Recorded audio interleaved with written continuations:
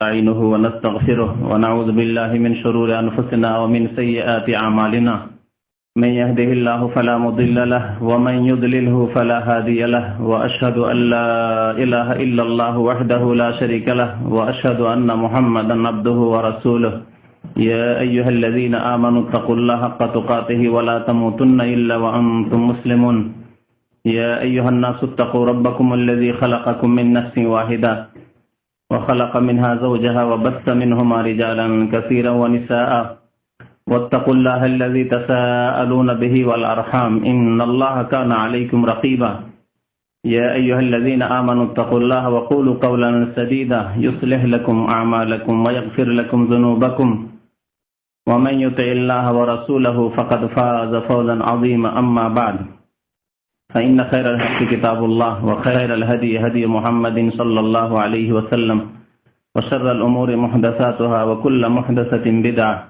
وكل بدعة ضلالة وكل ضلالة في النار أعوذ بالله من الشيطان الرجيم بسم الله الرحمن الرحيم والسابقون الأولون من المهاجرين والأنصار والذين اتبعوهم بإحسان رضي الله عنهم ورضوا عنه মহান আল্লাহর সমস্ত প্রশংসা যে আল্লাহ রাব্বুল আলামিন আমাদেরকে মুসলিম হওয়ার তৌফিক দান করেছেন। সে আল্লাহরই সমস্ত প্রশংসা যিনি অসংখ্য মানুষের মধ্য থেকে বেছে নিয়ে আমাদেরকে তার প্রতি ঈমান নিয়ে আসার তৌফিক দান করেছেন, তার রাসূলের প্রতি ঈমান নিয়ে আসার তৌফিক দান করেছেন, শেষ নবী মুহাম্মদুর রাসূলুল্লাহ সাল্লাল্লাহু আলাইহি ওয়াসাল্লামের উম্মতের অন্তর্ভুক্ত হওয়ার তৌফিক দান করেছেন। দরুদ ও সালাম নাযিল হোক আমাদের প্রিয় নবী শেষ নবী রাসূলুল্লাহ সাল্লাল্লাহু আলাইহি ওয়াসাল্লামের প্রতি, যিনি আমাদেরকে এমন একটি স্পষ্ট পথের উপর রেখে গেছেন যে পথ থেকে হতভাগা, যার পরিণাম খারাপ, সেই ব্যক্তি পথভ্রষ্ট হতে পারে। আল্লাহ পাক রব্বুল আলামিন বান্দার উপর হুজ্জত কায়েম করে দিয়েছেন, বান্দার জন্য রাস্তাকে সুস্পষ্ট করে দিয়েছেন। আজকে রজব মাসের 10 তারিখ 1428 হিজরি। আলোচনা আপনাদের সামনে আজকে সংক্ষেপে করব, কিন্তু বিষয়বস্তু খুব বড়, আর তা হচ্ছে আহলে সুন্নাত ওয়াল জামাতের আকীদা। কিন্তু সময় সাথ দেবে না হয়তো, যার ফলে কিছু আলোচনা করব, বাকি আলোচনা ইনশাআল্লাহ তাআলা আবার কোনো সময় আগামীতে হবে। আহলে সুন্নাত ওয়াল জামাতের আকীদা, এই কথাটি প্রথম আমাদেরকে বুঝতে হবে। আহলুস সুন্নাহ ওয়াল জামাআহ আর তাদের আকীদা। আহলুস সুন্নাহ কাকে বলে, ওয়াল জামাআহ কাকে বলে, যতক্ষণ পর্যন্ত এই কথাগুলি না জানবো ততক্ষণ পর্যন্ত তাদের আকীদা কি, তারা কারা, তাদের বিশ্বাস কি, তারা কোন পথের উপর, এবং তারা সবাই দাবি করে যে আমরা আহলুস সুন্নাহ, কিন্তু আহলুস সুন্নাহ আসলে কারা তা জানা সম্ভব হবে না। যার ফলে আহলুস সুন্নাহ কারা তাদেরকে জানতে হবে। আহল শব্দটি আরবি শব্দ, আর সুন্নাহ শব্দ আরবি শব্দ, আর জামাত শব্দ আরবি শব্দ, আকীদাও আরবি শব্দ, সবগুলি আরবি শব্দ। আহল মানে পরিবার হয়, আহল মানে বংশ হয়, আহল মানে ওয়ালা হয়, বিশিষ্ট হয়। আহলুস সুন্নাহ মানে সুন্নতওয়ালা, যাদের কাছে সুন্নত আছে, আহলুস সুন্নাহ। আবার সুন্নত কাকে বলে? সুন্নতের শাব্দিক অর্থ হচ্ছে রাস্তা, সুন্নতের শাব্দিক অর্থ হচ্ছে আদর্শ। দুনিয়ার রাস্তার ক্ষেত্রে রাস্তা, আর কোন মানুষের আদর্শের ক্ষেত্রে আদর্শ।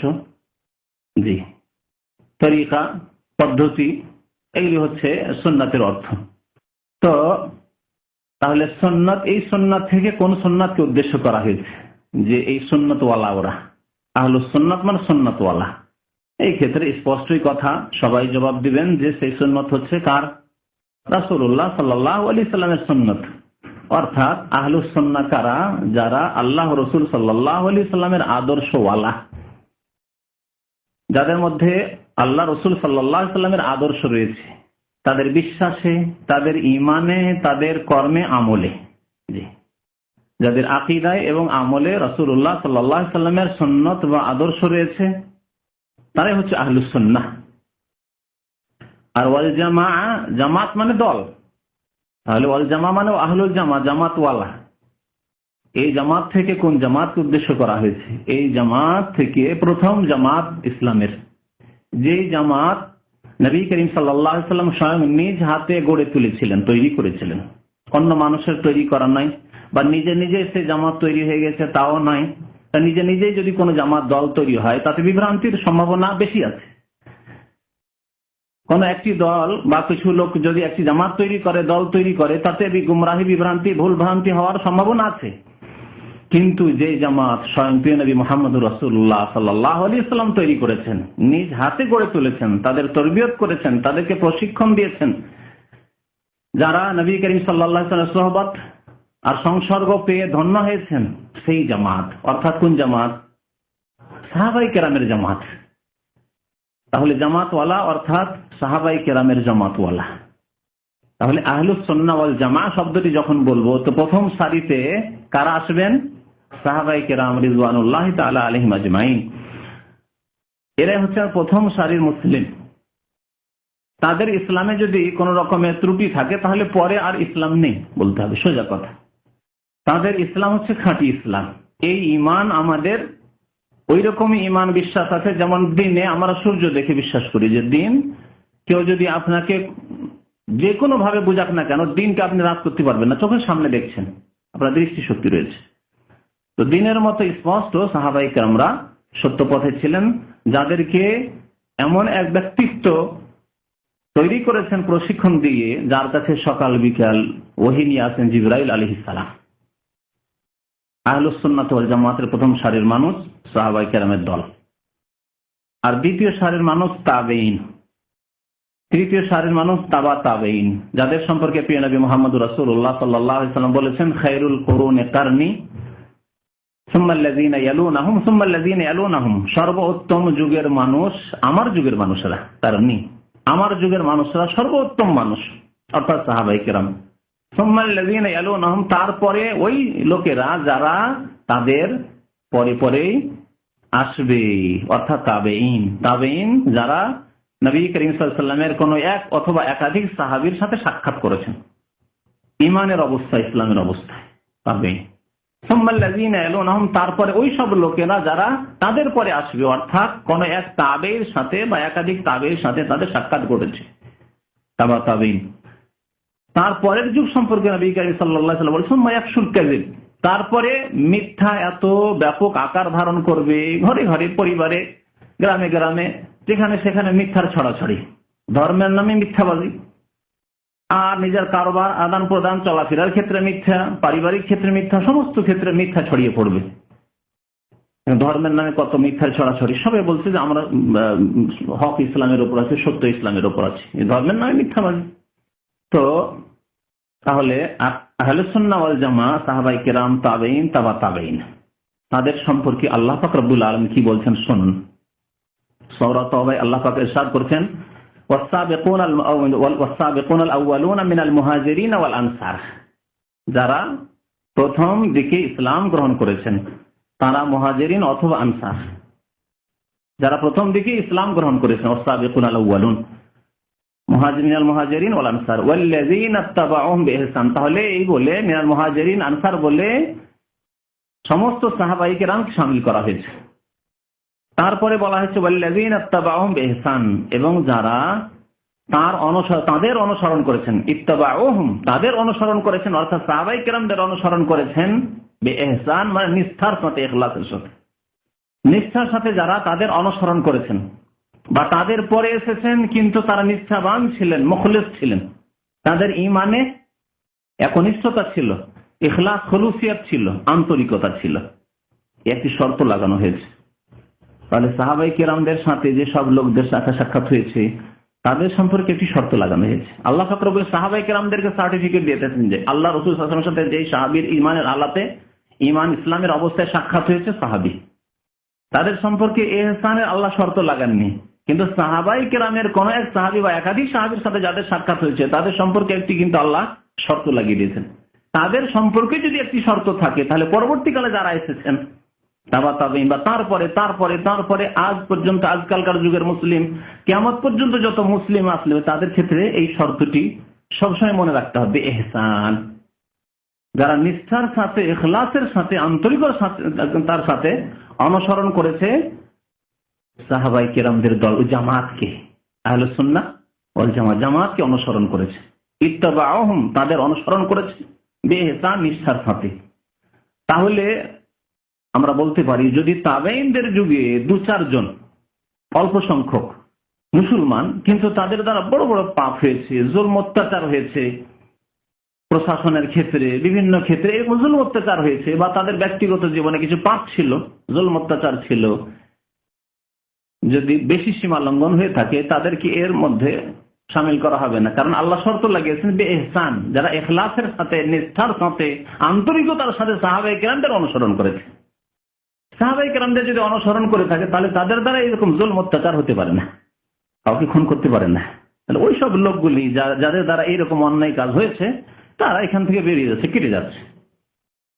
সেই যুগে যদি কেটে যায়, তাবেঈনদের যুগে, তাবেঈনদের যুগে যদি এইরকম লোকেরা কেটে যায়, অথবা তাবেঈনদের যুগে সামান্য কিছু বিদআত শুরু হয়েছিল, তারা ইহসানের অন্তর্ভুক্ত হলো না, নিষ্ঠার সাথে সাহাবায়ে কেরামদের অনুসরণ করলো না, যেই পথের উপর সাহাবায়ে কেরাম নবী করিম সাল্লাল্লাহু আলাইহি ওয়াসাল্লামকে হুবহু ফলো করে সেইভাবে তারা ফলো করলো না, অনুসরণ করলো না, তাহলে এখানে কেটে পড়লো। যেসব লোকদের মধ্যে বিদআত এসেছে অথচ তারা তাবেঈনদের জামানার লোক, তাবেঈনদের জামানার লোক, আইম্মায়ে কেরামদের জামানার লোক, প্রথম যুগের লোক, কিন্তু তাদের মধ্যে বিদআত ছিল কিছু, তারা এখান থেকে কেটে পড়বে। তারা এই ফজিলত পাবে না যে ফজিলতের কথা আল্লাহ বলছেন। কি বলছেন? রাদিয়াল্লাহু আনহুম ওয়া রাদু আনহু, আল্লাহ তাদের উপর রাজি হয়ে গেছেন, আল্লাহু আকবার, আল্লাহ তাদের উপর সন্তুষ্ট হয়ে গেছেন, ওয়া রাদু আনহু, এবং তারাও আল্লাহ পাক রব্বুল আলামিনের নিয়ামত অনুগ্রহ পেয়ে সন্তুষ্ট হয়ে যাবে, সন্তুষ্ট হয়ে গেছে, তার বারজাখী জীবনে সন্তুষ্ট হয়ে গেছেন তারা, এবং জান্নাতে যাওয়ার পরে তারা আল্লাহর এত নিয়ামত পাবেন তারা সন্তুষ্ট হয়ে যাবেন। ওয়া রাদু আনহু, আল্লাহ পাক রব্বুল আলামিন তাদের জন্য জান্নাত তৈরি করে রেখেছেন, মহাপুরস্কার তৈরি করে রেখেছেন। তাহলে এখানে স্পষ্ট, কিন্তু যারা ইহসানের সাথে, নিষ্ঠার সাথে অনুসরণ করেনি নবী করিম সাল্লাল্লাহু আলাইহি সাল্লামের সুন্নতের এবং সাহাবায়ে কেরামের জামাতের, তারা কিন্তু এই দলে শামিল হবে না। আহলুস সুন্নাত ওয়াল জামাত মানে বুঝতে পারলেন। এখন আকীদা শব্দটি বুঝেন। আকীদার শাব্দিক অর্থ হচ্ছে গ্রন্থি বা গিরা, সোজা ভাষায় গিরা লাগানো। হ্যাঁ, ওয়া মিন শাররিন নাফাসাতে ফিল উকাদ, আর ওই সব ফুৎকার দানকারিনী নারীর অনিষ্ট হতে আমি আশ্রয় গ্রহণ করছি আল্লাহ পাক রব্বুল আলামিনের, যারা গ্রন্থিতে ফিল উকাদ, গ্রন্থিতে ফুৎকার দিয়ে, ফুক দিয়ে জাদু করে থাকে। তাহলে ওকাদ মানে বা আকদ মানে হচ্ছে গিরা। আমরা বিবাহ শাদীকে আকদে নিকাহ বলি, এটা বুঝেন মনে হয়। হ্যাঁ, আকদে নিকাহ বলে, আকদে নিকাহ, কারণ বিবাহ বন্ধন, আমরা বাংলা এটাকে বলি কি বন্ধন, গিরা হচ্ছে বন্ধন। একটি মেয়ে, একটি যুবতী স্বাধীন ছিল, অবিবাহিতা ছিল, একজন যুবক স্বাধীন ছিল, তার কোনো স্ত্রী ছিল না, কারোর সাথে বন্ধন ছিল না, যে তিনি কবুল করলে অমুকের মেয়ে অমুককে কবুল করলে এত টাকা দেন মোহর দিয়ে ইত্যাদি ইত্যাদি, হ্যাঁ কবুল করলাম, বন্ধন হয়ে গেল, বেঁধে দেওয়া হলো, এই যুবক ওই যুবতীর সাথে বেঁধে দেওয়া হলো। এই জন্য এর নাম হচ্ছে আকদে নিকাহ, আকদে নিকাহ। আর একটি ফিকহের ভাষায় আকদ হয়, যা সাধারণ মানুষরা ব্যবহার করেন না, কিন্তু ফাকিহরা আলেমরা ব্যবহার করেন, তা কেনা বেচার আকদ, চুক্তি। আপনি একটা জিনিস বিক্রি করেছেন আর আরেকজন খরিদ করেছে আপনার কাছ থেকে, যে চুক্তি হলো এত টাকা দাম হলো, আমি এটা কিনে নিলাম, এর নাম হচ্ছে আকদুল বাই, কেনা বেচার আকদ, চুক্তি। এটা গিরা হয়ে গেল, অকাট্য কথাবার্তা হয়ে গেল, যে ব্যক্তি পাকা কথা কয়ে নিয়েছে তাকে নিতে হবে আর আপনাকে দিতে হবে। আপনি বিক্রি করে দিলেন, কথা দিয়ে দিলেন, তা বলছেন না ভাই দেওয়া হলো না, আমি লস খেয়ে যাচ্ছি, না কথা দিয়ে দিয়েছেন আপনি। তবে সে যদি ছেড়ে দেয় সেটা তার ব্যাপার। হ্যাঁ নিয়ে নিলাম ভাই, আর কোনো দোষ নেই মাল সামানে, আর বলছেন না ভাই, পাকা কথাবার্তা করার পরে আগুদ করা, বলছেন না নেব না, এ হচ্ছে গিরা। হ্যাঁ, গিরা লেগে গেছে, কেনা বেচার এখন এখানে গিরা লেগে গেছে, বন্ধন হয়ে গেছে, বিবাহ বন্ধন হয়ে গেছে। বিবাহ বন্ধনের পর বলছেন না না না না না আমি ওর ভাত খাবো না, তাহলে আবার তালাক না হলে বেরোতে পারবে না, ঘরে ঢুকে পড়েছে। হ্যাঁ, বিবাহ বন্ধনের মধ্যে এমন এক ঘরে ঢুকে পড়েছে যে তালাক না হলে আর বের হওয়া যাবে না এই ঘর থেকে। তুমি ওর স্ত্রী, রাজি থাকো আর না থাকে এখন, কিন্তু তুমি কবুল করো, তোমার ওলি বলেছে যে তুমি রাজি আছো, তার রেজামন্দি যথেষ্ট, তোমাকে কবুল করে নিচ্ছেন, আকদে গিরা, বন্ধন হয়ে গেছে। তো আকীদা বলে শাব্দিক অর্থ কি? গিরা কি? তো আকীদা বিশ্বাস, ঈমানের বিশ্বাসগুলিকে ইসলামী শরীয়তে, ইসলামের পরিভাষায় আকীদা এই জন্য বলা হচ্ছে যে এগুলি খুব শক্ত জিনিস, এগুলি গিরার মতো শক্ত জিনিস, তার চেয়ে তো বেশি শক্ত জিনিস। গিরাও তো অনেক সময় খোলা যায়, আর অনেক সময় খুব শক্ত গিরা পড়ে গেলে খোলা মুশকিল। শক্ত বাঁধন হলে খোলাও মুশকিল। তো আকীদা এমন এক জিনিস, এমন এক বস্তু যে বিশ্বাস করে নিলে তা তার মগজ থেকে সরানো খুব মুশকিল, যদিও ভুল বিশ্বাস করে আছে। এই জন্য আকীদাকে দুই ভাগে ভাগ করা হয়েছে, আকীদা সহিহা, বিশুদ্ধ আকীদা, সঠিক আকীদা, আর আকীদায়ে ফাসেদা বা আকীদায়ে বাতিলা, বাতিল আকীদা, ভ্রান্ত মতবাদ, ভ্রান্ত বিশ্বাস। আজকে সারা বিশ্বে মানুষ দুই শ্রেণীর আছে, সঠিক বিশ্বাস রাখে আর ভ্রান্ত বিশ্বাস রাখে। মুসলিম সমাজেও এইরকমই, যখন বিরাট ঢোকা শুরু হয়েছে, যখন কুসংস্কার ঢোকা শুরু হয়েছে, তখন বহু মুসলিম, যদিও তারা জন্মগত মুসলিম, তারা ভ্রান্ত আকীদার শিকার হয়ে গেছে। তাহলে তাদের মধ্যে দুই রকম আকীদা পাওয়া যায়। কতক মুসলিম আছে যাদের আকীদা হচ্ছে আকীদা সহিহা, বিশুদ্ধ বিশ্বাস, অকাট্য গিরা লেগে আছে এবং সেই বিশ্বাস তার গিরা হচ্ছে ঠিক। আর কতক লোক আছে যে তার বাঁধন লেগে গেছে, কিন্তু সেই বাঁধন ভুল, ভ্রান্ত বাঁধন। এই আকীদা বিশ্বাস ভ্রান্ত বিশ্বাস, শিরকি বিশ্বাস, কুফরি বিশ্বাস, বিদআতি বিশ্বাস।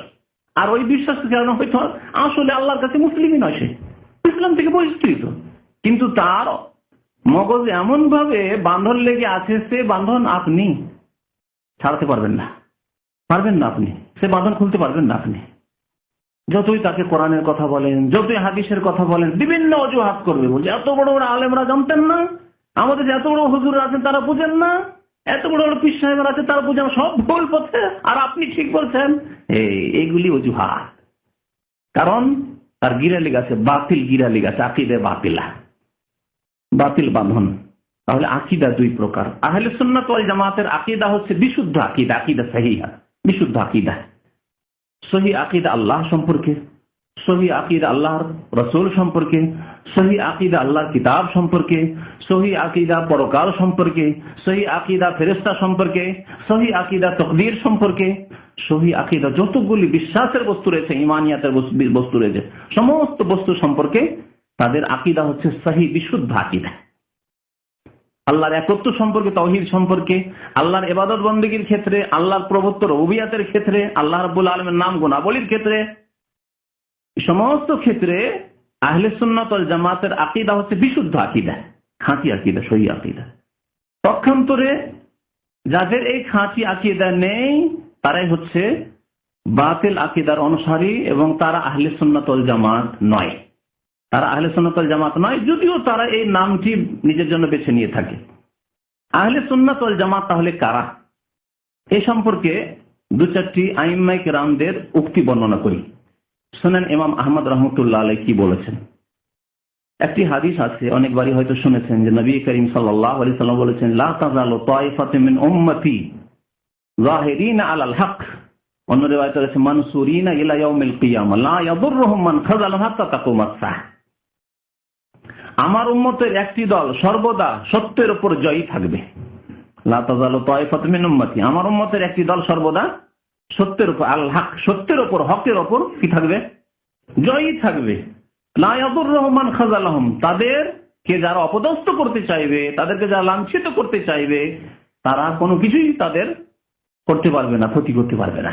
হাত্তা তাকুমাস সাহ, কিয়ামত পর্যন্ত ক্ষতি করতে পারবে না। মানে এই নয় যে তাদেরকে হতাহত করতে পারবে না, তাদের ঘর বাড়ি নষ্ট করতে পারবে না, তাদেরকে মারতে পারবে না, হ্যাঁ, এগুলি অর্থ নয়। এর মানে তাদেরকে বিভ্রান্ত করতে পারবে ইসলাম থেকে, তাদের সহি আকীদা থেকে, তাদের কোরআন সুন্নাহর রাস্তা থেকে তাদেরকে অপসৃত করতে পারবে না।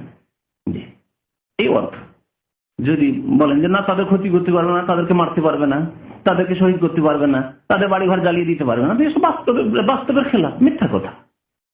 এইরকম জুলম অত্যাচার যুগে যুগে সত্যপন্থীদের উপর হয়েছে, হতে পারে। নবী করিম সাল্লাল্লাহু আলাইহি সাল্লামকে নির্বাসিত হইতে হয়েছে মাতৃভূমি ছেড়ে, তাহলে এই সুন্নাত আমাদের সামনে মওজুদ আছে। নবী করিম সাল্লাল্লাহু আলাইহি সাল্লামকে তায়েফে আহত হইতে হয়েছে, নবী করিম সাল্লাল্লাহু আলাইহি সাল্লামকে উহুদে দাঁত শহীদ করতে হয়েছে, আহত হইতে হয়েছে। হাজার হাজার সাহাবায়ে কেরামদেরকে শাহাদাত বরণ করতে হয়েছে। হামজা রাদিয়াল্লাহু তাআলা সাইয়্যিদুশ শুহাদা, শহীদ হইতে হয়েছে। তাহলে এর মানে এই নয় যে লা ইয়াদুররুহুম মান খাযালাহুম, যারা তাদের অবদস্থ করতে চাইবে তাদের ক্ষতি করতে পারবে না, মানে কোন দুনিয়ারই ক্ষতি করতে পারবে না, ক্ষতি করতে পারবে না। তাদের সবচেয়ে বড় সম্পদ হচ্ছে ঈমান, ঈমান কেড়ে নিতে পারবে না। তাওহীদ, তাদের একত্ব কেড়ে নিতে পারবে না। তাওহীদবাদীদেরকে মুশরিক, কবর পূজারী বানিয়ে দিতে পারবে না। সুন্নাতের অনুসারীদেরকে বিদআতি বানিয়ে দিতে পারবে না। নামাজীদেরকে বেনামাজি বানিয়ে দিতে পারবে না। আল্লাহর দিনের উপর অটল রয়েছে, তাদের এখান থেকে সরাতে পারবেন না, পর্দা নাসিনদেরকে বেপরদা করতে পারবেন না, রাস্তায় নিয়ে আসতে পারবেন না, তাদের মান ইজ্জতের ছিনেমিনি খেলা করতে পারবেন না। আজকে লেগে আছে সারা পৃথিবীর শয়তানেরা, হ্যাঁ, নারীদেরকে, মুসলিম নারীদেরকে রাস্তায় নামানোর জন্য। কিন্তু এই উম্মতের একদল মহিলারা, নারীরা দিনের উপরে এত অটল থাকবে যে যতই ফিতনার যুগ হোক না কেন সেখানেও পর্দা করবে। করে নাকি ইউরোপ আমেরিকায় পর্দা? হ্যাঁ, কাছের দেশগুলিতে পর্দা করা মুসলিম রমণী কি নেই? অবশ্যই আছে। এদের সম্পর্কে বলেছেন নবী করিম সাল্লাল্লাহু আলাইহি ওয়াসাল্লাম। এই দলটি সম্পর্কে বহু মন্তব্য রয়েছে, আইম্মায়ে কেরামদের বহু উক্তি রয়েছে। আর একটি হাদিসে রয়েছে যে ইহুদিরা 71 ফিরকা হয়েছে, 71টি দলে বিভক্ত হয়েছে, আর খ্রিস্টানরা 72টি দলে বিভক্ত হয়েছে, আর আমার উম্মতের লোকেরা 73 দলে বিভক্ত হবে, কুল্লুহুম ফিন্নার। আর এই সমস্ত দলগুলি কোথায় যাবে? জাহান্নাম, ফিন্নার, জাহান্নামে যাবে, ইল্লা ওয়াহিদা, একটি দল ছাড়া। এই একটি দলের নাম বলেছেন নবী করিম সাল্লাল্লাহু আলাইহি ওয়াসাল্লাম, বলেছেন? নাম বলেননি, কারণ নাম বলে সবাই ওই নামটি প্রথমেই নিত। এই নামটি প্রথম আটরসিরাও নিত, ভান্ডারীরাও নিত, হ্যাঁ, আর যৌতুকগুলি আছে চিস্তিরাও নিত, আর ওই কাদেরিরাও নিত, মুজাদ্দিদিরাও নিত, আর ওই তবলিগ ভাইরাও নিত, তো জামাতি ভাইরাও নিত, আর দুনিয়ার যৌতুকগুলি আছে সবাই নিত। হ্যাঁ, এমনকি আওয়ামী লীগ বিএনপিও নিয়ে নিত না? মুসলমান তো তারা নিত না? আমরা তো নামাজ রোজা করি, আমরা তো দেশের কল্যাণে খেদমত করতে চাই, সেবা করতে চাই, সবাই নিত এই নামটি। নবী করিম সাল্লাল্লাহু আলাইহি ওয়াসাল্লাম বলেছেন, এই নাম দেননি, নাম দেননি। কি দিয়েছেন? পরিচয় দিয়েছেন, লক্ষণ বাতলি দিয়েছেন। জিজ্ঞাসা করা হলো নবী করিম সাল্লাল্লাহু আলাইহি ওয়াসাল্লামকে, মান হুম ইয়া রাসূলুল্লাহ, তারা কারা? বললেন নবী করিম সাল্লাল্লাহু আলাইহি ওয়াসাল্লাম, হে মা আনা আলাইহিল ইয়াউম ওয়া আসহাবি, আজকের যুগে আমার জীবদ্দশায় যেই আদর্শের ওপর আমি অটল আছি, কায়েম আছি, এর ওপর যারা কিয়ামত পর্যন্ত কায়েম থাকবে, আর আমার সাহাবায়ে কেরাম যে আদর্শের উপর কায়েম থাকবে, তাদের আদর্শের উপর যারা কায়েম থাকবে কিয়ামত পর্যন্ত তারা। তাহলে এখানে কি বলা হয়েছে? মা আনা আলাইহি, আমি যেই পথের উপর আছি। তাহলে সুন্নাহ হয়ে গেল। আহলুস সুন্নাত ওয়াল জামাতের আকীদা এই দুটি শব্দের কথা আবার ফিরিয়ে নিয়ে আসেন, ঠিক না? মা আনা আলাইহিল ইয়াউম, আজকে আমি যেই পথের উপর আছি, এর মানে সুন্নাত। আর ওয়া আসহাবি, আমার সাহাবায়ে কেরাম যেই পথের উপর আছেন, জামাত হয়ে গেল। তাহলে হলো না? হ্যাঁ, এখান থেকে ওলামারা নিয়েছেন নামটি আহলুস সুন্নাত ওয়াল জামাত, এই নামটি নিয়েছেন, কিন্তু নবী করিম সাল্লাল্লাহু আলাইহি ওয়াসাল্লাম আহলুস সুন্নাত ওয়াল জামাত নামটি বলেননি, নাহলে সবাই এই নামটিকে কুড়িয়ে নিয়ে যেত। না, আমরা এই নামের অধিকারী, আমার পথের ওপর যারা আছে, আর আমার সাহাবায়ে কেরামের পথের ওপর যারা আছে, আল্লাহ রাসূল সাল্লাল্লাহু আলাইহি ওয়াসাল্লামের তাহলে জীবনী আপনাকে পড়তে হবে যে নবী করিম সাল্লাল্লাহু আলাইহি ওয়াসাল্লামের যুগে বড় পীরের নাম কি ছিল, আর তার কত হাজার মুরিদ ছিলেন, আর নবী সাল্লাল্লাহু আলাইহি ওয়াসাল্লামের জামানায় কতটি তরিকত ছিল, আর সেসব তরিকাগুলির জিকির আজকার ওজিফা কি ছিল, ঠিক না? জানতে হয়। তাহলে তারপর সাহাবায়ে কেরামদের যুগে 110 হিজরি পর্যন্ত, নবী সাল্লাল্লাহু আলাইহি ওয়াসাল্লামের ইন্তেকাল তো হয়ে গেল 10 হিজরিতে, 110 হিজরি পর্যন্ত সাহাবায়ে কেরামদের যুগ। শেষ সাহাবীর ইন্তেকাল হয়েছে মক্কাতুল মুকাররমে 110 হিজরিতে। 110 হিজরি পর্যন্ত কোন কোন তরিকাগুলি ছিল? এই আটরসি তরিকা ছিল, হ্যাঁ, চিশতি তরিকা ছিল, কাদেরি তরিকা ছিল, মুজাদ্দিদি তরিকা ছিল, এসব ছিল, এসব চিল্লা লাগানো ছিল, সবগুলি প্রশ্ন। এখন আপনি প্রশ্ন করেন, উত্তর নেন আপনার বিবেকের কাছে, নয় পড়াশোনা করে ইসলাম সম্পর্কে পড়াশোনা করেন, উত্তর নেন সঠিক কোরআন এবং হাদিস পড়াশোনা করে উত্তর নেন আপনি। নবী সাল্লাল্লাহু আলাইহি ওয়াসাল্লামের রাস্তার উপর এবং তার সাহাবায়ে কেরামদের রাস্তার উপর যারা কায়েম থাকবে, তারাই হচ্ছে কি না, হাদিস কি জান্নাতি, জান্নাতি দল, একটি দল, ফিরকা নাজিয়া, নাজাত প্রাপ্ত, মুক্তি প্রাপ্ত দল। সমস্ত জাহান্নামে যাবে, কিন্তু ওই দলটি জান্নাতে যাবে যেই দলটি আমার রাস্তার উপর এবং আমার সাহাবায়ে কেরামের রাস্তার উপর, ঠিক না? তাহলে একটি হচ্ছে নাজাত প্রাপ্ত দল, মুক্তি প্রাপ্ত দল, আরেকটি হচ্ছে সাহায্য প্রাপ্ত দল, সাহায্য প্রাপ্ত থাকবে, তাদের কেউ ক্ষতি করতে পারবে না। এদের সম্পর্কে জিজ্ঞাসা করা হয় ইমাম আহমদ বিন হাম্বল রাহমাতুল্লাহ আলাইহি। তিনি বলছেন তাদের সম্পর্কে শুনেন, ইল্লাম ইয়াকুনু আহলাল হাদিস ফালা আদরি মান হুম, তারা যদি হাদিসের অনুসারী না হয়, তাহলে আমি জানি না যে আর পৃথিবীতে কোন মুসলিম আছে, কোন মানুষ আছে যারা সাহায্যপ্রাপ্ত দল, যারা নাজাতপ্রাপ্ত দল, যারা আহলুস সুন্নাহ ওয়াল জামাআহ। ইল্লাম ইয়াকুনু আহলাল হাদিস, তারা যদি হাদিসের অনুসারী না হয়, আর হাদিসের অনুসারী মানে অনেকে আবার প্রশ্ন করে, তাহলে তারা তো হাদিসের অনুসারী, তাহলে তো কোরআন মানে না, তাহলে মুসলমান কি করে? যদি এইরকম প্রশ্ন করে দেয় তখন হতভম্ব, আপনার এলম আছে হতভম্ব, কথা তো ঠিকই, কোরআনই মানে না, হাদিস মানে কি হবে, ঠিক না? দিল আপনাকে বিভ্রান্ত করে, আপনি হতভম্ব, কি জবাব দেব ভাই? আল্লাহ পাক রব্বুল আলামিন 7টি আয়াতে কোরআনে কারীমকে হাদিস বলেছেন। আল্লাহু নাযালা আহসানাল হাদিস, আল্লাহ পাক রব্বুল আলামিন সর্বোত্তম হাদিস নাযিল করেছেন। আল্লাহ কি নাযিল করেছেন? কোরআন নয়।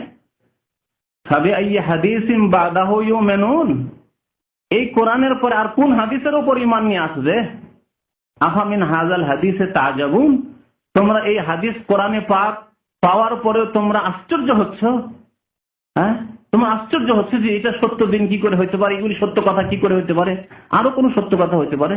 আল্লাহ কোরআন কারীমে লিখেন বিহাযাল হাদিস, এই হাদিস। আল্লাহ বলছেন সূরা কাহফে, লাআল্লাকা বাখিউন নাফসাকা ইন লাম ইউমিনু বিহাযাল হাদিসে আসাফা, হে নবী মুহাম্মদ সাল্লাল্লাহু আলাইহি ওয়াসাল্লাম, লাআল্লাকা বাখিউন নাফসাক, মনে হচ্ছে যে আপনি নিজেকে ধ্বংস করে ফেলবেন, মরে যাবেন আপনি, হ্যাঁ, আত্মহত্যা করে মরে যাবেন, না হয় আপনি হার্ট অ্যাটাক করে মরে যাবেন। বাখিউন নাফসাকা, মানুষ যখন কোন জিনিসের জন্য খুব বেশি টেনশন করতে লাগে তখন মরমর অবস্থা, জানি না কখন মরে যায়, এত টেনশন করে, এর ঘুম নাই, সব হারাম হয়ে গেছে, কখন মরে যেতে পারে।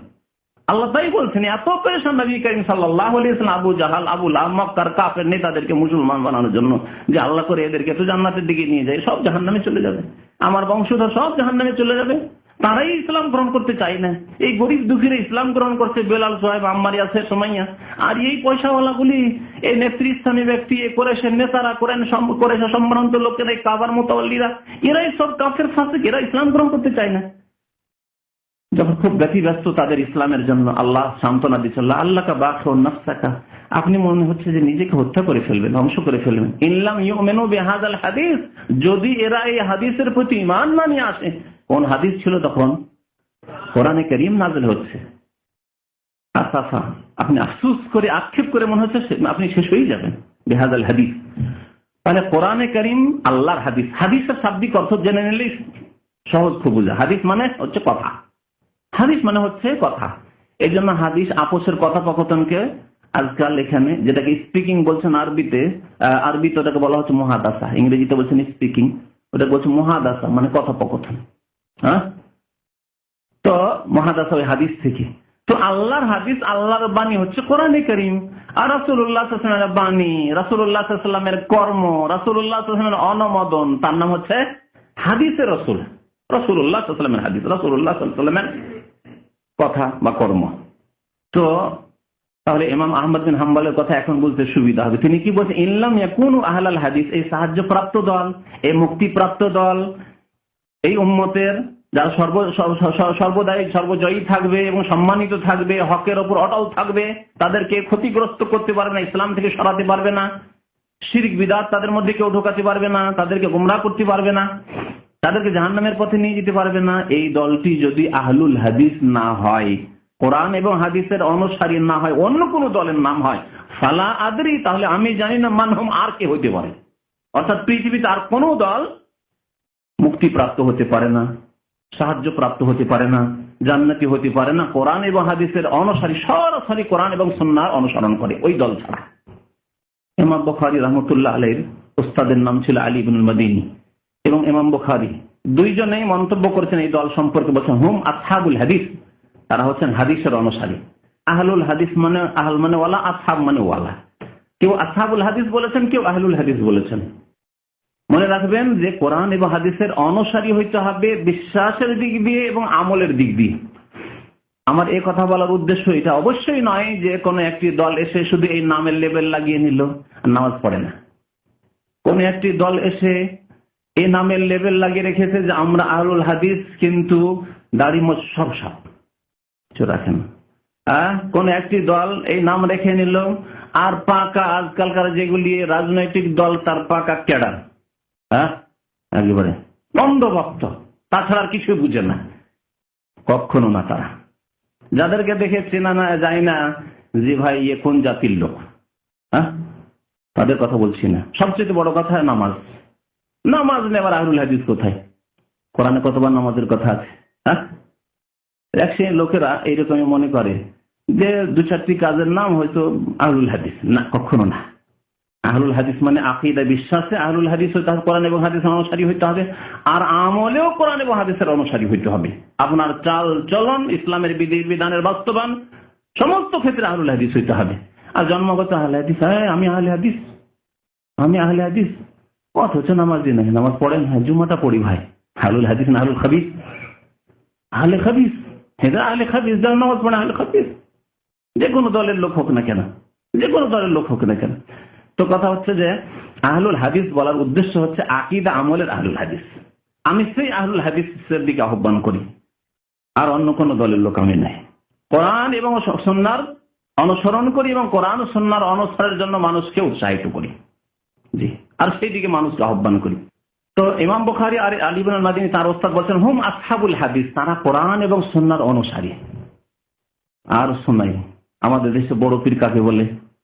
হ্যাঁ, বড় পীর কে? যাকে বাড়াইতে বাড়াইতে বাড়াইতে গিয়ে বলে গৌসুল আজম। গৌসুল আজম মানে মহান উদ্ধারকারী, মহান উদ্ধারকারী নাকি আব্দুল কাদের জিলানী।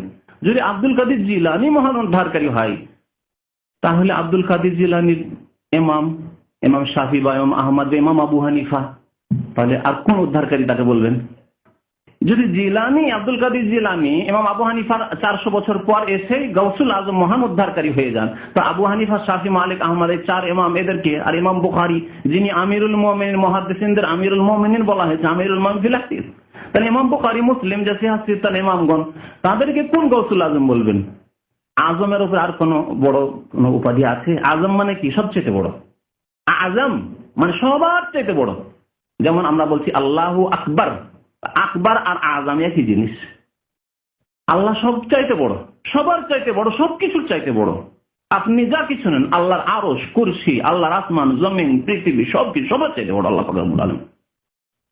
আল্লাহু আকবার। তাহলে যদি আব্দুল কাদের জিলানী বেচারাই এত বড় আজম হয়ে যায়, হ্যাঁ, গৌসুল আজম, তাহলে ইমাম আবু হানিফাকে কি নাম দেবেন? যারা গৌসুল আজম চাইতে বড় নাম খুঁজে পাবেও না আর দেয়নি ইমাম আবু হানিফা, তারা ইমাম আবু হানিফার সাথে বেয়াদবি করেছে। বলার উদ্দেশ্য হচ্ছে আমাদের দেশের ওই ভান্ডারি আর আতসী, এরা কবর পূজারী, যারা গৌসুল আজম বলে থাকে, তাদের বাসে লেখা থাকে গৌসুল আজম মাদাদ, তাদের বাড়িতে লেখা থাকে গৌসুল আজম মাদাদ, তাদের আপনার ক্যালেন্ডারে দেখবেন, ক্যালেন্ডারে গৌসুল আজম মাদাদ লেখা থাকে। আর আমি মসজিদে পর্যন্ত লেখা দেখেছি, আমার চোখ নিজে দেখেছি, বেরেলভি কবর পূজারী আতসী ওয়ালাদের, এদের মসজিদে গৌসুল আজম মাদাদ লেখা দেখেছি। তারপরে দুয়াতে ইয়া গৌসুল আজম মাদাদ, মোনাজাতে সালাম ফেরার পরে নামাজের মোনাজাতে কানে শুনেছি গৌসুল আজম মাদাদ। আগের যুগে ছাত্র জীবনে ওই কবর পূজারীদের মসজিদে নামাজ পড়ে নিতাম, আকীদা তো বুঝতামও না, আর ভাবতাম এরাও মুসলমান, শহরে তো আর ওই রকম যেখানে সেখানে মসজিদ পাওয়া যায় না সহি আকীদার, তাদের সাথে নামাজ পড়তাম। এই শেষ নামাজ ছিল কবর পূজারীদের মসজিদে আমার ছাত্র জীবনে। নামাজ পড়ে মোনাজাত তো ধরে বুঝতে পারছেন, ওর তো জানা গেছে, তাই না? সালাম ফেরার পর সাথে সাথে মোনাজাত। এই মোনাজাতে আমি কানে যখন শুনে নিলাম ইয়া গৌসুল আজম মাদাদি, এই শুনে নেওয়ার পরে আর সেই মসজিদ আমি ঢুকিনি। আমার বয়স তখন হয়তো 15 থেকে 16 বছর বয়স ছিল, সেই কালকার কথা বলছি। তো গৌসুল আজম যাকে বলা হয়েছে শিরকি কুফরি কথা, অথচ গৌসুল আজম কে হতে পারে? মুহাম্মদ সাল্লাল্লাহু আলাইহি ওয়াসাল্লাম হতে পারেন? মুহাম্মদ মহান উদ্ধারকারী ছিলেন। মহান তো বাদ দেন, শুধু যদি গৌস বলতেন উদ্ধারকারী, তাহলে তিনি হুসাইন রাদিয়াল্লাহু তাআলা আনহুকে কারবালা থেকে উদ্ধার করে নিতেন, হাসানকে বিষ খাওয়া থেকে উদ্ধার করে নিতেন, আলী রাদিয়াল্লাহু তাআলা ফজর নামাজ পড়তে যাচ্ছেন, এই খারেজি এসে আক্রমণ করলো আর একেবারে শহীদ হয়ে গেলেন, তিনি তাকে উদ্ধার করে নিতেন।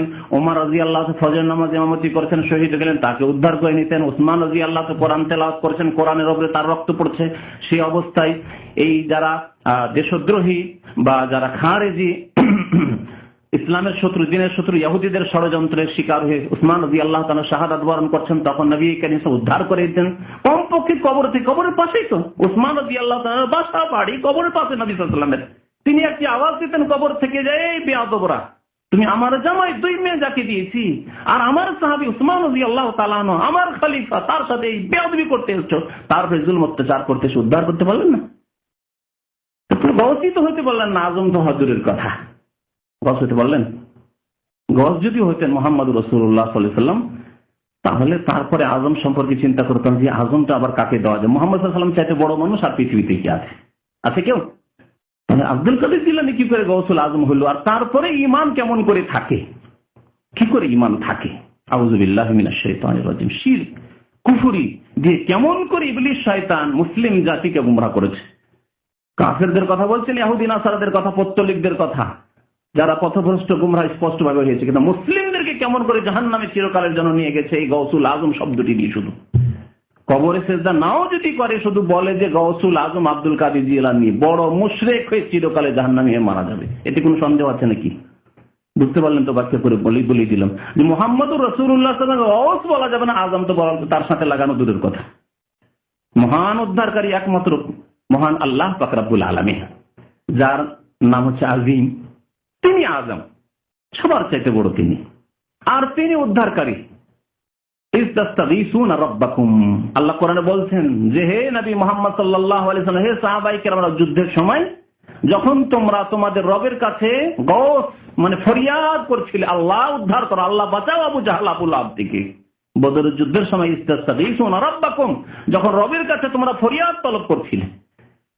তাহলে গৌস ফরিয়াদ শুননেওয়ালা, যিনি মানুষের কান্না শুনেন, মানুষকে উদ্ধার করতে পারেন, সারা পৃথিবীর সৃষ্টি জগৎকে উদ্ধার করতে পারেন, তিনি একমাত্র আল্লাহ পাক রব্বুল আলামিন।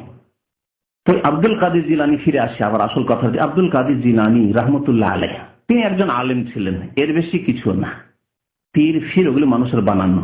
আর গৌসুল আজম মুশরিকদের কথা বলতে, তিনি একজন আলেম ছিলেন এবং তার কিতাবাদি থেকে বোঝা যায় যে তিনি একজন ভালো মানুষ ছিলেন, আলেমে দ্বীন ছিলেন, হক্কানি আলেম ছিলেন। তার কিতাব, প্রসিদ্ধ কিতাব রয়েছে বুনিয়াতুত তালেবিন, বাংলায় তরজমা হয়েছে বুনিয়াতুত তালেবিন। এই কিতাব তার প্রসিদ্ধ কিতাব। একজন মানুষ মারা যাওয়ার পরে তার সম্পর্কে যদি আমাদেরকে কোনো সিদ্ধান্ত নিতে হয়, লোকটি ভালো না মন্দ, তার কিতাব থেকে আমরা সিদ্ধান্ত নিতে পারবো, ঠিক কিনা?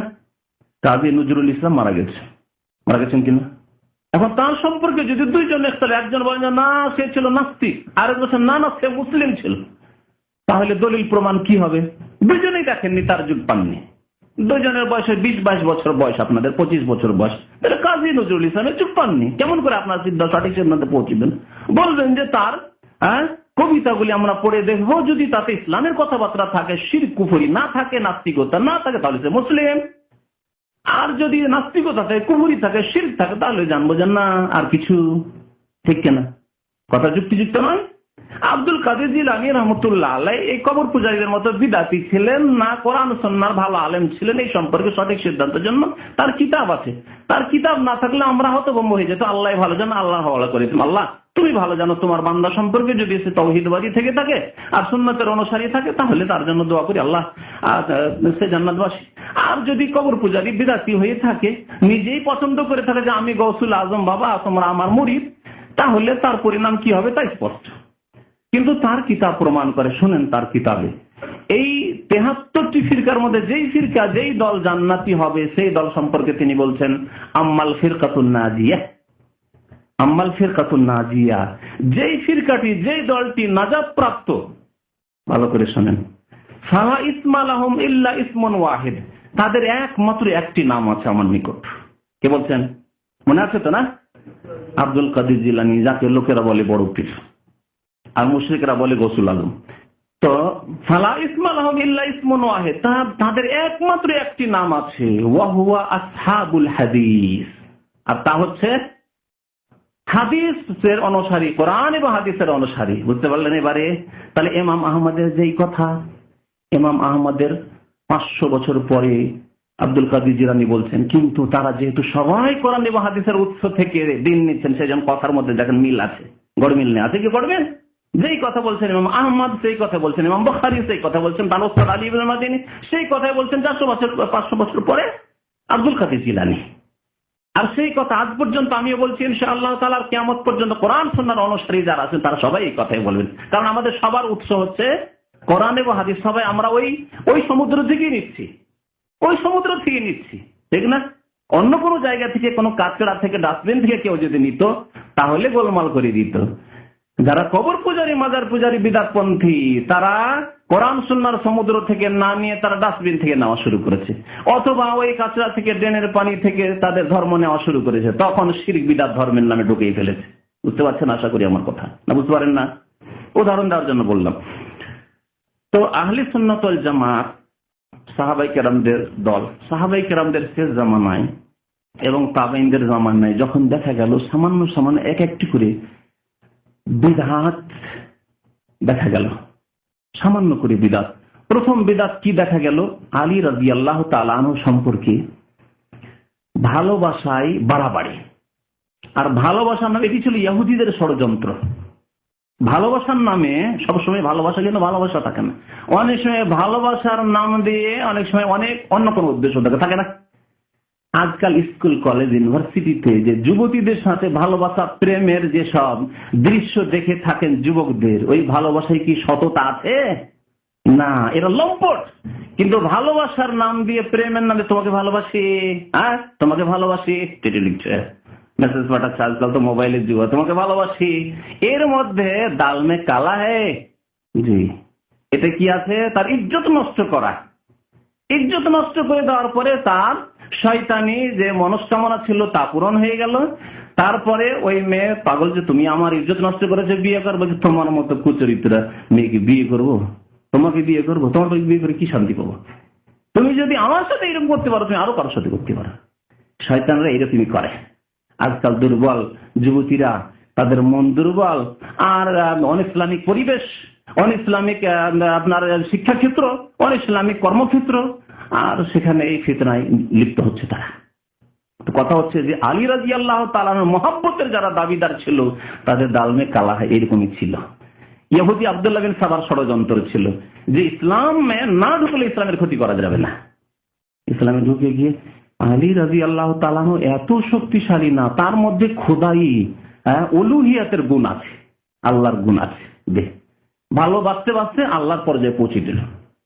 আজ তো এদের উম্মত কিছু মওজুদ আছে, বাস্তবে শোনে আপনাকে, যারা কাঠের কাজ করে, বড় বড় কাঠ, ভারী ভারী কাঠ উঠায় না, আর কাঠ ফাড়া কাজ করে যারা ওই ছুটার, তাদের দেখেছেন? আমি কাঠ উঠাতে আমি কানে শুনেছি ইয়া আলী বলে, শুনেছেন?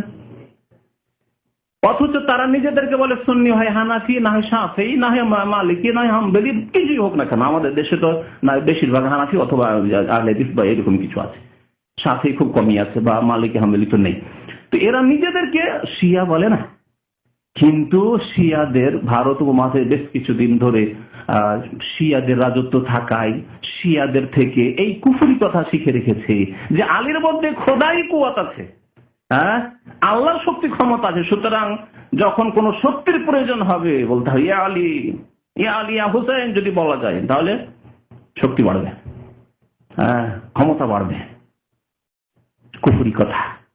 তো এইভাবে আলী রাদিয়াল্লাহু তাআলা আনহুর জীবদ্দশায় আলী রাদিয়াল্লাহু তাআলা শুনতে পেলেন যে কিছু লোকের আছে যারা আমাকে বলছে আমার মধ্যে নাকি খোদাই গুণ আছে, আমার মধ্যে আল্লাহর বহু গুণ আছে, আল্লাহর মতো অসীম ক্ষমতা আছে, আল্লাহর মতো অসীম এলেম আছে আমার, ইত্যাদি ইত্যাদি। যখন শুনতে পেলেন তখন তিনি আগুন জ্বালিয়ে দিলেন, এক জায়গায় একটি গর্ত করে আগুন জ্বালালেন। তার একজন সঙ্গী ছিল, সহচর তাবেঈ, তার নাম ছিল কাম্বার। কাম্বারকে বলে, কাম্বার এক কাজ করে আগুন জ্বালাও। কি করবেন? এই যে লোকগুলি বলছে যে আলী এলা, সেগুলিকে একটা করে ধরো, যেহেতু তিনি খলিফা ছিলেন, হ্যাঁ রাষ্ট্রের মালিক ছিলেন, আর এরা কাফের মুশরিক মুরতাদ হয়ে গেছে। বরং মুসলিম পরিবার থেকে যারা বলবে যে আলী খোদা, আলী এলা, তারা মুরতাদ। সুতরাং এদের শাস্তি হচ্ছে হত্যা করা। আর একটি মাসলা জানা ছিল না। দেখেন, বুঝলেন, আলী রাদিয়াল্লাহু তাআলা আনহুর যদি কোনো মাসলা না জানা থাকে, তাহলে যদি কেউ আমরা বলি যে ইমাম আবু হানিফার অমুক মাসলায় সহিহ হাদিস জানা ছিল না, কোনো বেয়াদবি আছে কি? ইমাম শাফির অমুক মাসলা জানা ছিল না, বেয়াদবি আছে, তাই তার ভুল হয়েছে। ভুল হতে পারে, তাদের কাছে ওই আসতো নাকি? ইমাম আহমদের অমুক মাসলায় সহিহ হাদিস জানা ছিল না, যদি এ কথা বলা হয়, যার প্রমাণ তার পেশ করা যায়, তাহলে কোনো ভুল আছে? কিন্তু এটা বলবে দক্ষ আলেমরা বলবে, যারা জাস্টিফাই করতে পারবে, যারা ফয়সালা যাচাই বাছাই করতে পারবে, একটা সাধারণ বাচ্চা নয়। আলী রাদিয়াল্লাহু তাআলা আনহুর ওই হাদিস জানা ছিল যে হাদিসে বলেছেন নবী করিম সাল্লাল্লাহু আলাইহি ওয়াসাল্লাম, লা তুআযযিবু বিআযাবিল্লাহ, আল্লাহর আযাব দিয়ে তোমরা কাউকে আযাব দিও না। আল্লাহর আযাব কিসে হবে? আগুনে হবে। তোমরা কাউকে যদি শাস্তি দিতে হয়, মৃত্যুদণ্ড দিতে হয়, আগুনে জ্বালিয়ে পুড়িয়ে তোমরা তাকে শাস্তি দেবে না। বুঝতে পেরেছেন? যদিও সে আগুনে জ্বালিয়ে থাকে, আগুনে জ্বালিয়ে না, তাহলে কি করতে হবে? হত্যা করতে হবে, তরবারি দিয়ে বা অন্য কোনো তরিয়ে হত্যা করতে হবে। এই হাদিস তার জানা ছিল না। তিনি আগুন জ্বালাতে বললেন একটি গর্তে, আর তারপর আগুন যখন জ্বালানো হলো তখন সবগুলিকে ধরে ধরে যারা ওই রকম মুক্তা দেখেছে বলছে আলী খোদা, আলী খোদা, ইয়া আলী, ইয়া আলী, ধরো আর এদেরকে আগুনে ফেলো। আগুনে তাদেরকে জ্বালিয়েছিলেন। ফালাম্মারা আইতুল আমরান মুনকারা, একটি কবিতায় আছে আলী রাদিয়াল্লাহু তাআলা কবিতায়, ফালাম্মারা আইতুল আমরান মুনকারা, যখন দেখলাম ইসলাম বিরোধী চরম পর্যায়ে পৌঁছে গেছে, আমাকে আল্লাহ বানিয়ে ফেলেছে এই কাফের মুশরিক মুরতাদরা, আজ্জালতু নারান, আমি তখন আগুন জ্বালাবার আদেশ করলাম। দাউতু কাম্বারা, আর কাম্বারকে বললাম যে ধরো এদেরকে, আর ধরে নিয়ে এদেরকে আগুনে নিক্ষেপ করা। তাহলে দেখছেন ভালোবাসাতেও অনেক সময় অসৎ উদ্দেশ্য থাকে। এই অসৎ উদ্দেশ্য ছিল ইসলামকে নষ্ট করা, একটি দলকে কুফরি শিরকে নিয়ে যাওয়া। তো এই একটি বিদাতি দল আলী রাদিয়াল্লাহু তাআলার ভক্ত হওয়ার নামে তারা বিদাতের শিকার হলো। এর সাথে সাথে কি করতে লাগলো, আলীর মহব্বত আর অন্যদের ঘৃণা পোষণ। আবু বকর খারাপ লোক ছিল, ওমর খারাপ লোক ছিল, শুধু খারাপ না তাগুত ছিল এরা। হ্যাঁ, এরা ছিল ইসলামের বড় শত্রু, এরা বেঈমানি করেছে, এরা আত্মসাৎ করেছে। প্রথম খলিফা হওয়ার অধিকারী আলী, এরা সরিয়ে দিয়েছে তিনজন, আবু বকর, ওমর, ওসমান, এরা জালেম ইত্যাদি ইত্যাদি। একটি বিদাতি দল বেরোলো, জন্ম নিল প্রথম একটি বিদাতি দল। আর একটি বিদাতি দল বেরোলো, তাদের নাম খারেজি। তারা বললো তোমার সাথে দ্বন্দ্ব হয়েছিল আলী, তোমার সাথেই ছিলাম আর তোমার সহযোগী ছিলাম আমরা, মুআবিয়া রাদিয়াল্লাহু তাআলা দ্বন্দ্ব হয়েছিল, এই দ্বন্দ্বে তুমি তোমার তৃতীয় পক্ষের কথা সালিস কেন মানলে? সালিস মানে তো আল্লাহ এসে বিচার করবেন নাকি? নবী কবর থেকে এসে বিচার করবেন, সালিস তো লাগবে। কিন্তু এত বেকুফ বিদাতি, এত বেকুফ হয়, তারা বলল সালিস কেন মানলে, যখন সালিস মেনে নিলে তুমি শিরিক করে দিলে, মুশরিক হয়ে গেলে। দেখলেন কেমন ভুল বুঝা, হ্যাঁ, কেমন গোমরা হয় এইভাবে মানুষ। তুমি মুশরিক হয়ে গেলে, সুতরাং তোমার রক্ত হালাল হয়ে গেছে। ইসলামিক সরকারের বিরুদ্ধে অস্ত্র নিয়ে বেরিয়ে পড়ল। আর ফজরের নামাজে এসে আব্দুর রহমান ইবনে মুলজাম, তাকে আব্দুর রহমান বলাই ঠিক না, সে এসে আলী রাদিয়াল্লাহু তাআলা আনহুকে শহীদ করে দিল। জি। আর আজকেও এইরকমই কিছু লোকের রয়েছে ইসলামিক সরকারের বিরুদ্ধে, ইসলামিক শক্তির বিরুদ্ধে অস্ত্র ব্যবহার করা। জি, এই একটি বিদাতি দল বেরোলো, এগুলি বিদাতি দল। তাই আহলে সুন্নাত ওয়াল জামাতের আকীদা এই নয় যে ইসলামিক সরকার বা ইসলামিক সরকার নয় মুসলিম সরকার, কিন্তু তারা অস্বীকার করে না ইসলামকে। ইসলামী আইনের বাস্তবায়ন আমরা করব বা করতে পারছি না, কিন্তু করব না এই কথা বলছে না, তাহলে তারা মুসলিম। তাদের বিরুদ্ধে অস্ত্র ধারণ করবে, বাংলাদেশেই হোক আর পাকিস্তানে হোক, এমনকি কোনো অমুসলিম দেশেই হোক না, কোনো জায়গায় নয়। এরা হচ্ছে বিদাতি, আহলে সুন্নাত নয়। ঠিক তেমনি অতি ভক্তি যে আলী রাদিয়াল্লাহু তাআলা সম্পর্কে করেছিল রাফেজিরা, অতি ভক্তি আর অন্যদেরকে গালিগালাজ করা, বুঝতে পারছেন? যেমন পীরদের ক্ষেত্রে পীর পূজারীরা অতি ভক্তি, পীরের পা চুষে কদম বসি করে, আর পীরের পানের পিক আর থুক আর কাঁচ আর পোটা সব গায়ে মাখে। বাড়াবাড়ি করে বলছি না, সত্য কথা। চলে যান, এই তরিকুল ইসলামের বোনের বিয়ে দিয়েছে এক গ্রামে, জয়পুর হাটে। ওর গ্রামে একটা পীর আছে, দাড়ি মুন্ডা পীর, দাড়ি পর্যন্ত নেই, ফাঁসে, আর জর্দা দেওয়া পান খায়। কারণ ওর বোন জামাই কুয়েতে আছে বর্তমান, আমার সাথে মাঝে মাঝে টেলিফোনে কথা হয়। বলছে আমার গ্রামের পীর বয়স হবে 20 বছর বয়স মাত্র, বা 25 বছর বয়স, আর গ্রামের মুরব্বী যারা 70 বছর 75 বছর 80 বছর টমটমে যাচ্ছে পীর সাহেব, ফাঁসে পীর সাহেব, আর পান খাচ্ছে আর পিক ফেলছে, কাপড়া পড়ছে, আর এরা দৌড় দিচ্ছে পিছনে। 70-75 বছর এরা বরকতে নেওয়ার জন্য, তাবারুক নেওয়ার জন্য দৌড় দিচ্ছে, আর যেমনই পানের পিক ফেলছে তেমনই নিয়ে গায়ে মুখে মেখে নিচ্ছে। জি, চোখের সামনে আছে দলিল, বোনের বাড়ি ওই গ্রামে জয়পুরহাটে। আর এর বেশি সিলেটি কেউ যদি থাকে তো ফুলতলি পীর সম্পর্কে জানেন, ফুলতলি সিলেটি লোকেরা বহু ফুলতলি শাহেদ আছে, ওইখানে পিছনে একজন মঈনুদ্দিন আছে, আর এখানে বহু আছে। আর প্রতি বছর তাদের পেটের ব্যবস্থার জন্য, টাকা ব্যবস্থার জন্য ইংল্যান্ডে যায়, কারণ সিলেটি তো আবার ইংল্যান্ডে থাকে, তাই না? তো ওখানে পেটের ব্যবস্থার জন্য যায়। আর মরিদ ভক্ত আমাদের এক ভাই আছে, তার খালা মামা বংশধর ওখানে আছে, ওখানে গিয়ে ফুলতলি বসে আছে, আর তার এক মরিদ ভক্ত দাঁড়িয়ে গেছে ডান দিকে বাম দিকে, বলছে ভাইরা আমার সাহেব এসছেন, মানে সাহেব এসেছেন, সাহেব এসছেন। তাদের ভাষা তো অত জানি না, তবু সাহেবটা শুধু বললাম। তো আপনারা আল্লাহর হস্তে দান করেন, আর সাহেব আপনাদের সাথে ওয়াদা করছেন যে কাল কিয়ামতে হাসরের মাঠে একা তিনি জান্নাতে যাবেন না, আপনাদের সবাই তিনি জান্নাতে যাবেন। বুঝতে পারলেন? এই হচ্ছে পীর পূজা, অতি ভক্তি। দেখছেন, অতি ভক্তির বিদাত তাহলে শুরু হয়ে গেছিল তখন থেকে। এরা হলো কি তাহলে? আহলে বিদাত, আহলে সুন্নাত ওয়াল জামাত না, যাদের মধ্যে অতি ভক্তি রয়েছে। আর অতিভক্তি করে তাদের পীরদেরকে। আর কোরআন এবং হাদিসের কথা কেউ যদি বলে, সৌদি আরবের ওলামায়ে কেরাম, বাংলাদেশের ওই সব হাক্কানি ওলামায়ে কেরাম যারা কোরআন সুন্নাহর কথা বলে, আল্লাহ এবং রাসূলের কথা বলে, প্রত্যেক ক্ষেত্রে দলিলের কথা বলে, যে না না না না এরা বেয়াদব, এরা নবীর গোস্তাখ, এরা বেয়াদবি করে, এরা ইত্যাদি, ওয়াহাবি, এরা কত রকমের নাম, এরা কাফের, মুসলিম না, ইত্যাদি ইত্যাদি। এই গত সপ্তাহে এক ভাই বলল যে চ্যানেল আয়ে, গুমরাহদের চ্যানেল আয়ে এই 73 ফিরকার হাদিসটি পেশ করছে। 73 ফিরকা যে হবে, বললাম একটু আগে হাদিসটা না, যে এই উম্মতে 73টি দল হবে, আর 73টি দলের একটি দল জান্নাতে যাবে। বলছে একটি দল জান্নাতে যাবে, তারা হচ্ছে কারা? ওরা কবর পূজারীরা, আটরসিওয়ালারা, ওরা আইছে চ্যানেল আইওয়ালারা। আর বলছে যে 72টি দল যে জাহান্নামে যাবে, তার প্রথম হচ্ছে আহলে হাদিস। এই কথাটি ওই আমামা ক্যাম্পে গিয়েছিলাম, আমাদের ভাইয়েরা যারা ওই চ্যানেল আয়ের বিদাতি কথাবার্তা কখনো শুনে, বা আমাদের এক ভাই শোনালেন, আমাদের এই মুজাফফর, আপনি শোনালেন না? হ্যাঁ, উনি শুনিয়েছেন, ঠিক। তো বুঝতে পারলেন এখানে নবী করিম সাল্লাল্লাহু আলাইহি ওয়াসাল্লাম বলছেন আহলে সুন্নাত ওয়াল জামাত, মানে বুঝতে পারেন আহলে বিদআত কারা? যাদের অতি ভক্তি রয়েছে। একজনের ক্ষেত্রে তো অতি ভক্তি, আর একজনকে একবার ইসলাম থেকে খারিজ। কোরআন সুন্নাহর ভক্তি নেই, রাসূলুল্লাহ সাল্লাল্লাহু আলাইহি ওয়াসাল্লামের আদর্শের ভক্তি নেই, সাহাবায়ে কেরামদের ভক্তির কথা নেই। ভক্তি আছে পীর ওলিয়া উলিয়ার নামে, যে পীর ওলিয়া উলিয়া সবকিছুই করতে পারে। আহলে সুন্নাত ওয়াল জামাতের বিপরীত তাহলে সমস্ত দলগুলি, যেগুলিকে আহলে বিদাত বলতে পারি। আহলে বিদাতের মধ্যে দুটি দলের কথা বললাম। একটা খারিজি দল, যারা ইসলামিক সরকার, মুসলিম সরকারের বিরুদ্ধে অস্ত্র ধারণ করে, তারা বিদাতি দল। যারা অতি ভক্তি করে কারো সম্পর্কে, তারা বিদাতি দল। আর একটি দল হচ্ছে যারা আল্লাহর গুণগুলিকে অস্বীকার করে অথবা বিকৃত করে, তারা বিদাতি দল। উদাহরণস্বরূপ বলি, যারা বলে যে আল্লাহ ওপরেও নেই, নিচেও নেই, ডানেও নেই, বামেও নেই, সর্বস্থানে বিরাজমান। কথা বুঝতে পেরেছেন? এই বিদাতি দল। যে আল্লাহ কোথায়, তার মানে আল্লাহ কোথায়? আল্লাহ সর্বস্থানে বিরাজমান, আর সবকিছুতেই বিরাজমান। সবকিছুতে বিরাজমান, এতেও বিরাজমান, এতেও বিরাজমান, এই কাপড়েও বিরাজমান, এই কাগজেও বিরাজমান, এই কোরআনখানেও বিরাজমান, এই পিলারের মধ্যেও বিরাজমান, আর সর্বস্থানেই বিরাজমান। আপনার বডিটা, এটাও একটা কিছু, তাতেও বিরাজমান। সবকিছুর মধ্যে আপনিও তো আপনার মধ্যে বিরাজমান, সবকিছুর মধ্যে আপনার বিবিও তো আপনার বিবির মধ্যেও বিরাজমান। তাহলে কি করে আপনার বিবির সাথে মিলন করছেন? আউযুবিল্লাহ, বেয়াদবি করেন না আপনি আল্লাহর সাথে? বুঝতে পারছেন না? পারছেন না?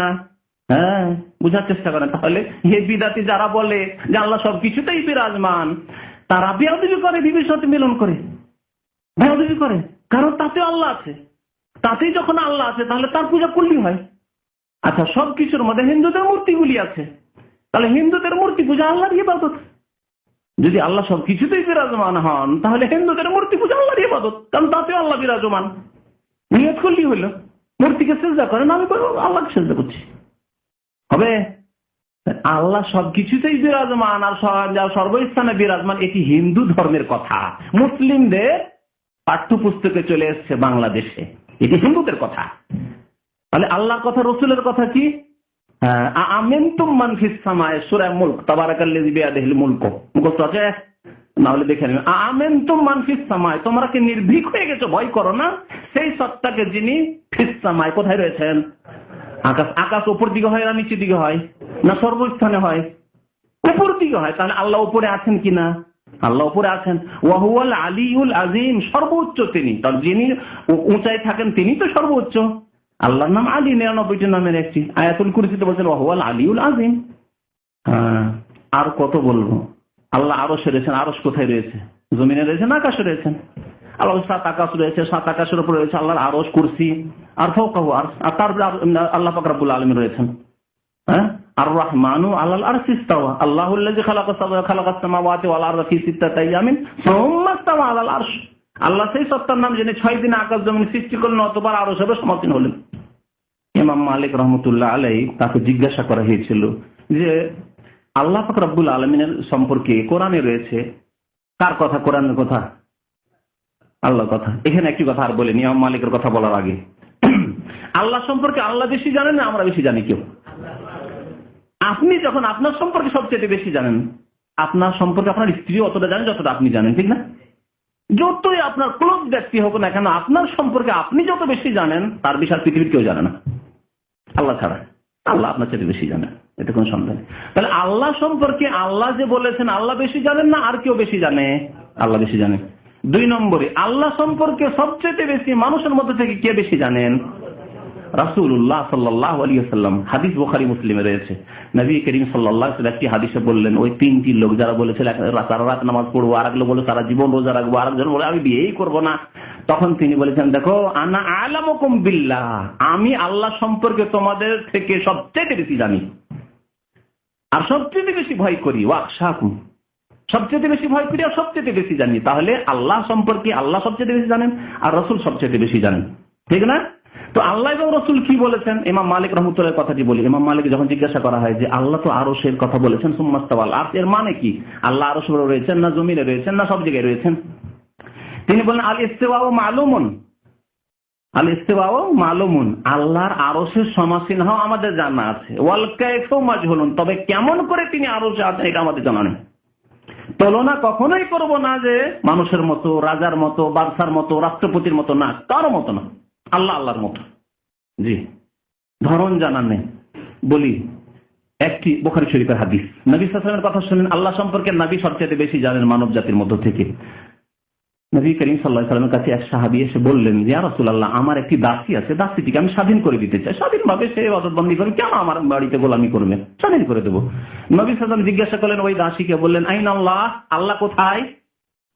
আল্লাহ কোথায়? আচ্ছা, আমাদের দেশের এক শ্রেণীর বিদাতি আলেম, সাধারণ লোকদের ভুলের কথা বলছেন, বিদাতি আলেম বলে আল্লাহ কোথায়, এই প্রশ্ন করাই কুফরি কথা। আলেমদের বিদাত শোনাচ্ছি আপনাকে। কি বলে জানেন? আল্লাহ সম্পর্কে এই প্রশ্ন করে আল্লাহ কোথায়, এটি কুফরি কথা, ইসলাম বিরোধী কথা। অথচ নবী সাল্লাল্লাহু আলাইহি ওয়াসাল্লাম স্বয়ং জিজ্ঞাসা করছেন ওই কাকে, দাসীকে, আইন আল্লাহ, আল্লাহ কোথায়? তিনি বলছেন কি, হ্যাঁ, সে দাসী কি বলছেন? ফিস সামাই, আকাশে। হলো? আচ্ছা, মান আনা, আমি কে বলো তো দেখি? বলছে আনতা রাসূলুল্লাহ সাল্লাল্লাহু, আপনি আল্লাহর রাসূল। তখন বললেন নবী সাল্লাল্লাহু আলাইহি ওয়াসাল্লাম, আতিক হাসাইন্না মুমিনা, একে স্বাধীন করে দাও, স্বাধীনভাবে আল্লাহর ইবাদত বন্দেগী করুক, তোমার দাসী হয়ে কেন থাকবে? কারণ এ মুমিনা। তাহলে ঈমানের জন্য লক্ষণ হচ্ছে 2টি, আল্লাহ কোথায় এটা জানা, আল্লাহর অবস্থান কোথায়, আল্লাহ আরশে আজিমে রয়েছেন, উপরে রয়েছেন, আর নবী কে, মুহাম্মদ সাল্লাল্লাহু আলাইহি ওয়াসাল্লাম আমাদের রাসূল। বুঝতে পারলেন? তাহলে যেই ব্যক্তি বলবে যে আল্লাহ সম্পর্কে এসব জিজ্ঞাসা করে কুফরি কথা, সে তার ঈমানই নাই। কারণ বললেন ফাইন্না মুমিন, ঈমানের জন্য শর্ত হচ্ছে আল্লাহ কোথায় জানতে হবে। বিদাতি হচ্ছে যারা আল্লাহর গুণগুলিকে অস্বীকার করে, আল্লাহর মুখমণ্ডলকে অস্বীকার করে, আল্লাহ নিরাকার, এরা বিদাতি। আহলে সুন্নাত ওয়াল জামাত নয় যারা বলবে আল্লাহ নিরাকার। ভালো করে শুনে রাখুন। তো বিদাতি দল যখন বেরিয়েছে, যারা বলেছে আল্লাহ নিরাকার, আল্লাহর কোন আকার নেই, আল্লাহর চেহারা নেই, আল্লাহর হাত নেই, আল্লাহর কদম নেই, এরাই বিদাতি। যেগুলি কোরআন হাদিস আছে সেগুলি আছে। তাবারাকাল্লাযী বিয়াদিহিল মুলক, এর মানে কি? হ্যাঁ, কার হাতের কথা এখানে বলা হয়েছে? আল্লাহর হাতের কথা বলা হয়নি। সূরা মুলকের প্রথম আয়াত। আর কত বলা, আরো বহু দলিল কোরআনে কারিমে রয়েছে, আর বলছি না। এখান থেকে আলোচনা শেষ করে দিয়েছি। ওয়া সাল্লাল্লাহু আলা নবিয়িনা মুহাম্মদ ওয়া আলা আলিহি ওয়া সাহবিহি আজমাইন। আল্লাহ পাক রব্বুল আলামিন যেন গুনাহ খাতা আমাদের মাফ করে দেন, নেক আমলের তৌফিক দান করেন। আল্লাহ আমাদের যেন অতীতের গুনাহ খাতা মাফ করে দেন। আমাদের যেসব ভাইরা গুমরাহ হয়ে রয়েছেন তাদেরকে হক কথা বোঝার তৌফিক দান করেন। যেসব ভাইরা সৎ পথে রয়েছেন তাদের ঈমানকে আরো মজবুত করে দেন। আল্লাহ পাক রব্বুল আলামিন যারা আমাদের ভাইরা মারা গেছেন, আল্লাহ তাদের গুনাহ খাতা মাফ করে দেন, তাদেরকে জান্নাতবাসী করেন। যারা